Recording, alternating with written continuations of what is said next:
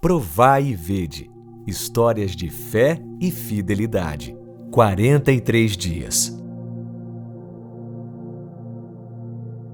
Por parte de pai, então, a maioria absoluta da minha família, eles são muçulmanos. Já por parte de mãe, minha família é cristã, adventista, boa parte dela. Então, mesmo sendo criado nesse ambiente diversificado, com várias culturas e religiões diferentes, eu nunca tinha tomado nenhuma decisão por mim mesmo. Mas no ano de 2013, eu aceitei a Cristo através do batismo na Igreja Adventista. Depois do batismo, eu vim aqui para o NASP para estudar Direito e Teologia, e estudando aqui, eu encontrei minha esposa, a Juliana, e hoje a gente tem 2 filhos e a gente serve aqui. Eu coordeno um núcleo de voluntários para o mundo inteiro. E num desses voluntariados que a gente estava servindo foi no Líbano, e lá a gente levou 23 voluntários diferentes, mas quando a gente chegou lá, algo que estava fora do nosso controle aconteceu. Eu sou brasileiro, mas sou cidadão também libanês. E eles não entenderam, a princípio, muito bem o fato de eu ter visitado um país que estava em guerra com o Líbano e nunca tinha aceitado um tratado de paz. Então eles passaram a me investigar. E eles fizeram o trabalho deles, eu acredito que eles tinham que fazer isso mesmo, mas passou bastante tempo, mais do que a gente esperava, essa investigação. Os oficiais ali me pediram o meu passaporte, minha cidadania daquele país e também meu celular. Então, logo naquele momento, eu comecei a perceber de maneira mais clara a guerra entre o bem e o mal. Então, naquele momento que eles ficaram com o meu celular, com a minha cidadania e o meu passaporte, eu fiquei desesperado, porque era a última coisa que eu esperava, era ser recebido dessa maneira num país que eu amo, e me esforcei para liderar 23 pessoas. Mas mesmo assim eu entendi um pouco melhor o que estava acontecendo, eles explicaram que em 10 dias tudo seria solucionado. Então depois de 7, 8 horas eu fui liberado e aí eu passei a servir junto com o grupo, essas 23 outras pessoas que a gente estava liderando. Só que nesse meio tempo muita coisa aconteceu. Enquanto a gente trabalhava, minha filha começou a ficar doente, muito doente.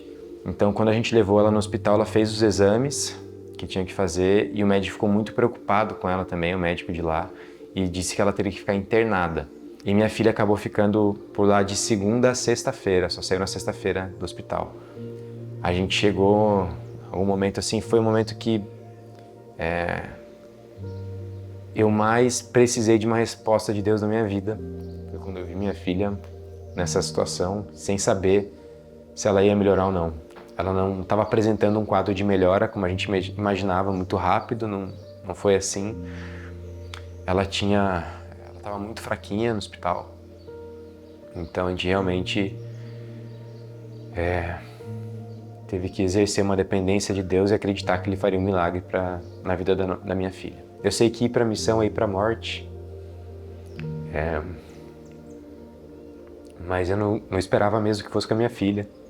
Eu preferia, obviamente, que fosse eu que passasse por aquilo. O grupo teve que ser muito forte, porque no final dos 20 dias, o meu caso ainda não tinha sido finalizado. E nisso eu vi muitas coisas que eu nunca imaginava ver na minha vida, mas eu entendi de novo que Deus estava me capacitando para aquele momento, para eu poder falar com os investigadores quem eu era. O que eles me perguntassem eu ia responder, com a confiança não em mim, mas confiança de que Deus ia falar, aquela promessa do Senhor Jesus. E eles me perguntaram muitas coisas, eles queriam saber por que eu fui para lá, com quem eu fui, mas depois eles me perguntaram, eles quiseram saber se eu achava que uma mesquita devia estar no lugar onde estava ou se deveria ser construído um templo, o Templo de Salomão naquele lugar de volta. E eu pude falar daquilo que eu acredito. Eu falei assim, o templo não tem mais por que existir. O serviço do templo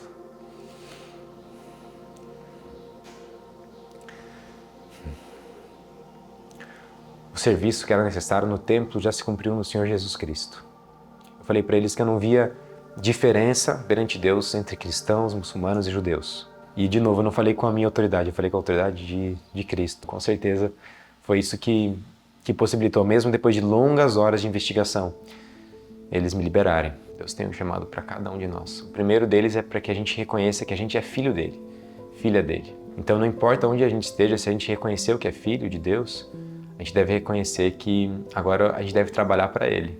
E que a gente, como comunidade, como igreja, a gente olhe e veja realmente que vale a pena sofrer por Cristo. A gente sofre por muitas coisas nessa terra, mas se tem uma que vale a pena, é pela causa de Jesus. É como voluntários e missionários para Cristo. Agora chegou a hora de adorarmos juntos, através dos dízimos e ofertas.